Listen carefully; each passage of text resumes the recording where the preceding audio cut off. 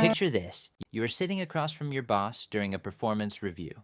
You have done the math, you have memorized exactly what you're going to say, and you have built this flawless, logical argument to get the money you deserve. But the second they push back with a hard no, your heart starts pounding. You panic, you fold, and you end up agreeing to a middle ground compromise just to escape the awkwardness. You walk out feeling like you just got played, leaving thousands of dollars on the table. My name is B. By creating this channel, we wanted to give vent to our curiosity by analyzing books, analyzing thought processes, and trying to understand finances just to be greater. If that scenario made you cringe a little bit, don't worry. The reason you struggle with financial negotiations is not because you are bad at math or lack willpower.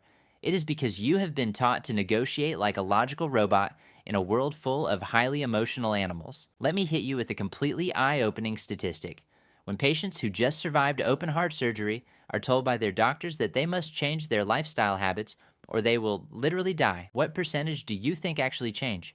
Over 90% of them do absolutely nothing differently 2 years later. Over 90%, including my father. Why? Because human beings do not run on cold, hard logic. What most people do not grasp about the psychology of our behavior is that our brains are split into two systems. Nobel Prize-winning psychologist Daniel Kahneman proved that our System 1 is fast, instinctual, and purely emotional, while System 2 is the slow, logical part. System 1 actually directs and controls System 2. If you try to use logical financial arguments without addressing the underlying emotions first, you are basically trying to make an omelet without knowing how to crack an egg. Now you might be thinking, okay, but is not the whole point of a negotiation to be reasonable and find a win-win compromise? Actually, no. Chris Voss, who spent 24 years in the FBI and became their lead international kidnapping negotiator, warns that compromise is often a terrible financial disaster. Think about it with this relatable analogy. Let us say you want to wear black shoes with your suit to a party, but your partner insists you wear brown shoes. If you compromise, you walk out of the house wearing one black shoe and one brown shoe. It is the worst possible outcome. We do not compromise because it makes mathematical sense. We do it because it feels safe and saves us from the pain of conflict. What do? We have to borrow the psychological tools used in high-stakes hostage situations. Here are 3 clear, actionable steps you can apply immediately. First, adopt what Voss called the late-night FM DJ voice. When you are talking about money, drop the pitch of your voice. Keep it slow, calm, and downward inflected. Yeah, that's right. It is not just about sounding cool. This tone literally hits a neurochemical switch in their brain, and yours, that turns distrust into trust and nervous energy into calm. Second, use the power of mirroring. This is not about copying their body language.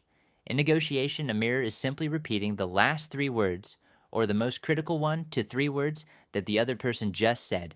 For example, if a client says, "We just do not have the budget right now," you calmly reply, "The budget right now?" It feels almost stupidly simple, like a Jedi mind trick, but it triggers a biological instinct that forces the other person to elaborate and reveal their true financial constraints. In one psychological study, waiters who used mirroring instead of saying great or no problem saw their tips increase by a staggering 70%. Third, stop arguing and start asking calibrated questions.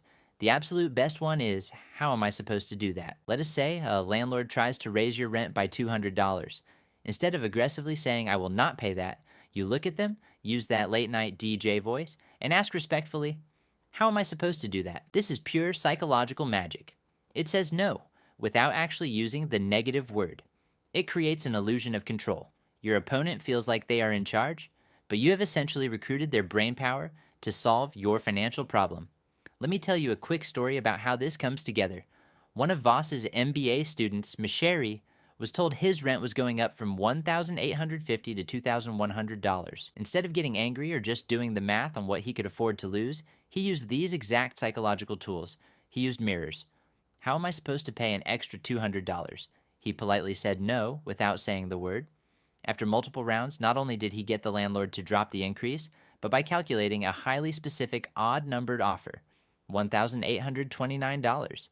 He saved thousands of dollars just by understanding the human animal across the table. Look, getting what you want in life and securing your financial future does not mean you have to be a ruthless jerk. It actually means you have to be radically empathetic. You have to listen deeply, understand the hidden fears driving the other person's financial behavior, and guide them gently to a solution. So here's my challenge to you.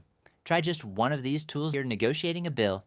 Just mirror the last 3 words the person says, or gently ask, how am I supposed to do that? Watch how reality bends around you. Hit that subscribe button and let us keep learning together.